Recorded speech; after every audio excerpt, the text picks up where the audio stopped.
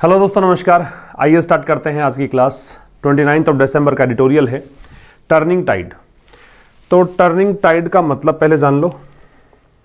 इसका मतलब होता है change a situation. Turning tide का चेंजिंग सिचुएशन मान लो, बदलती हुई स्थितियां, चेंजिंग सिचुएशन, बदलती हुई स्थिति। ये तो इस टाइटल का मतलब है, बदलती हुई स्थिति। तो टर्न द टाइड एक फ्रेज होती है, इसका मतलब होता है चेंज द सिचुएशन। तो इंडियाज गुड्स एक्सपोर्ट्स रिबाउंडेड। अच्छा, एक बात और कि आप सेशन को पूरा देखा करो। कंप्लीट सेशन देखोगे तभी तो कुछ फायदा होगा। India's goods exports rebounded. Rebound क्या होता है? रिबाउंड का मतलब होता है बाउंस बैक, मतलब फिर से उछाल आना। ठीक है, तो भारत का जो गुड्स एक्सपोर्ट्स है, भारत का जो सामान का निर्यात है, वो रिबाउंड हुआ, मतलब उसमें फिर से उछाल आया, रिकवरी उसमें आई। फ्रॉम ए नियरली, नियरली का मतलब है अबाउट या अप्रोक्सीमेटली, लगभग 17% डिप था। डिप का मतलब है गिरावट, फॉल, डिक्लाइन। तो 17% गिरावट थी अक्टूबर में। अब ये थोड़ा सा 0.6%, माइल्ड मतलब हल्का, लाइट, 0.6% इसमें अपटिक हुआ है। अपटिक का मतलब है स्मॉल इंक्रीज, थोड़ा बहुत यहाँ बढ़ोतरी देखने को मिली है नवंबर में। सब्जेक्ट से गुड्स एक्सपोर्ट्स, वर्ब है रिबाउंडेड। तो भारत के सामान के निर्यात में थोड़ा सा बाउंस बैक हुआ है, थोड़ा सा उछाल आया है। लगभग 17% डिप था अक्टूबर में, अब ये थोड़ा सा बढ़ोतरी हुई है नवंबर में, 0.6% की माइल्ड ये ग्रोथ हुई है। ठीक है, रिबाउंड, अपटिक का मतलब आपने जान लिया, डिप का मतलब जान लिया। आगे देखिए, while the value of exports recovered. While है वो दो क्लोजेस को जोड़ता है। तो एक क्लोज तो है वाइल से लेकर और यहां तक अक्टूबर तक, दूसरा क्लोज इट से स्टार्ट हो रहा है, फिर आगे तक है, ये सितंबर तक है। तो दोनों क्लोज एक दूसरे के विपरीत आपको मिल सकते हैं, क्योंकि वाइल जो है वो ऑल्दो या दो जो कंजंक्शन होते हैं वैसा ही काम ये करता है। तो कह रहा है while the value of exports, तो हालांकि जो वैल्यू है एक्सपोर्ट्स की वो रिकवर हुई है और कितनी गई है? $32 बिलियन गई है। अक्टूबर में कितनी थी? $29.8 बिलियन थी। फिर भी it is still significantly below, अभी भी यह बहुत ज्यादा कम है। सिग्निफिकेंटली का मतलब है कंसिडरेबली, काफी ज्यादा, और स्टिल का मतलब है even now,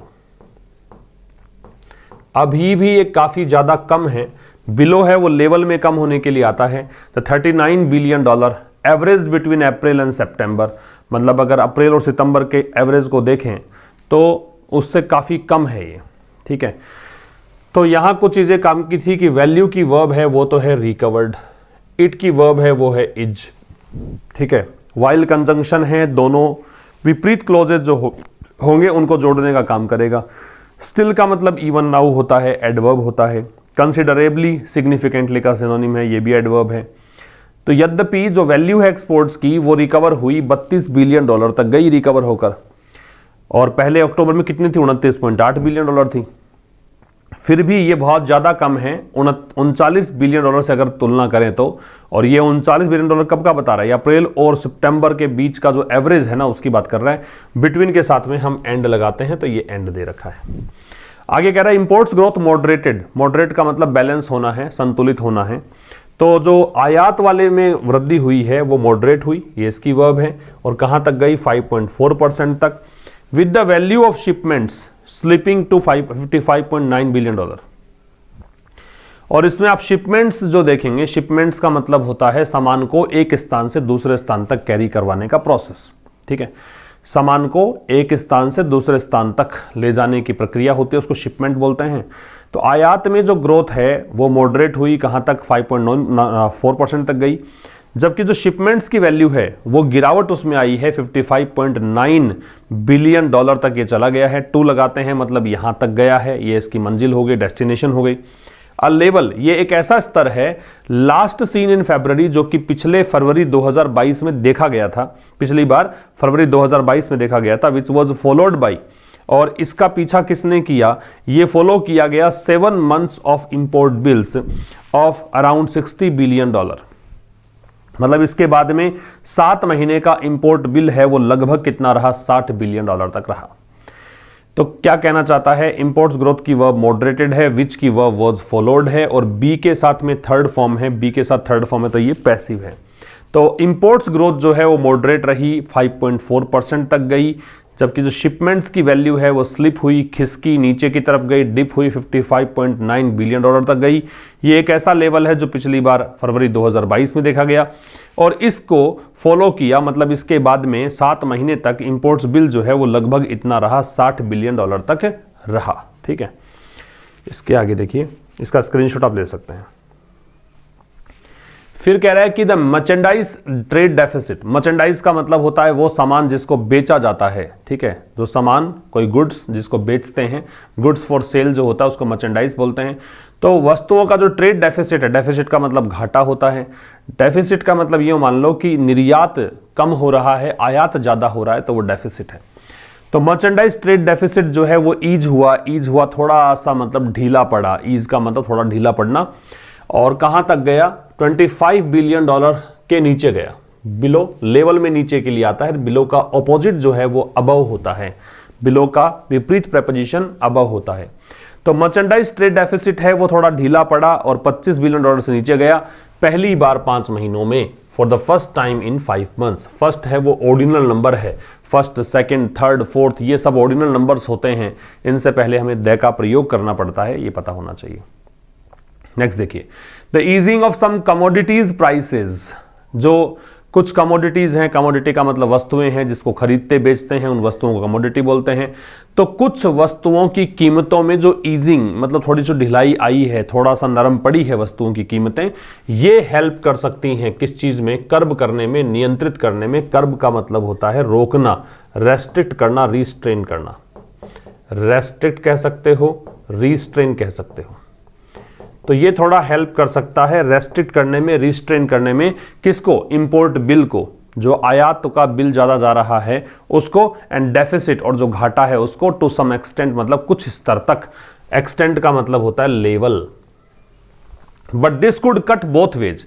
cut both ways एक फ्रेज है, इसका मतलब होता है दोनों ही तरफ होना, अच्छा प्रभाव भी पड़ना, बुरा प्रभाव भी पड़ना। तो both good and bad impact, इसको बोलते हैं कट बोथ वेज, ये एक फ्रेज है। लेकिन ये दोनों तरफ का असर डाल सकता है। कारण क्या है, एज यहां कंजंक्शन है, इसका मतलब क्योंकि है, क्योंकि जो वैल्यू है कुछ एक्सपोर्ट्स की वो बूम हुई। बूम का मतलब है इंक्रीज हुई।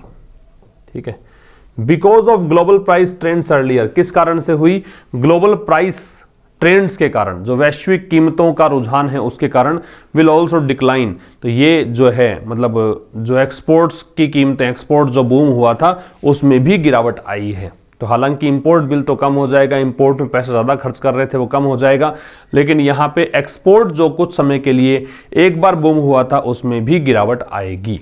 ठीक है, सब्जेक्ट वर्ब देखें तो ईजिंग की वर्ब है वो मे हेल्प है, मे मॉडल है, हेल्प बेस फॉर्म है मॉडल के साथ, दिस है इसकी वर्ब कुड कट है, और दैट है वो आ रहा है एक्सपोर्ट्स के लिए, इसकी वर्ब है वो बूम्ड है।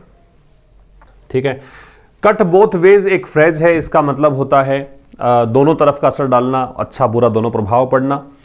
अच्छा, हेल्प के साथ में दो सिचुएशंस बनती है, आप चाहें तो हेल्प के साथ में सीधा बेस फॉर्म लगाएं, चाहे तो टू के साथ बेस फॉर्म लगाएं, बोथ आर पॉसिबल। लेकिन ध्यान रखेंगे कि टू के साथ जनरली हेल्प के साथ बेस फॉर्म देखने को मिलेगी आपको न्यूज़पेपर रीडिंग के दौरान, तो ये बेस फॉर्म दे रखी है, कब टू के बगैर दे रखी है, ये भी सही है। एक्सटेंट का मतलब लेवल होता है। ठीक, बूम का मतलब इंक्रीज होना होता है। ऑल्सो है, ये एडवर्ब है, और ऑल्सो की पोजीशन, जनरली याद रखिए कि जब आप एडवर्ब की बात करते हो तो आपको पोजीशन पता होनी चाहिए। जो एडवर्ब होते हैं उनकी पोजीशंस को लेके प्रश्न आते हैं परीक्षाओं में। तो ऑल्सो एक एडवर्ब है और ये जनरली मैन वर्ब से पहले आता है। ऑल्सो यहां मैन वर्ब से पहले आएगा जनरली। अगर लिंकिंग वर्ब होती है, इज, एम, आर, वॉज, वर, ये सब, तो इनके बाद में आता है। या फिर कभी कभी क्या होता है, सेंटेंस के पहले आ जाता है। तो सेंटेंस के शुरुआत में भी आ सकता है, मैन वर्ब से पहले भी आ सकता है, और लिंकिंग वर्ब के बाद में भी आ सकता है। ये सब आपको ऑल्सो के बारे में ध्यान रखना है। डिक्लाइन का मतलब गिरावट आना है, फॉल होना है। इसका स्क्रीनशॉट ले सकते हैं आप।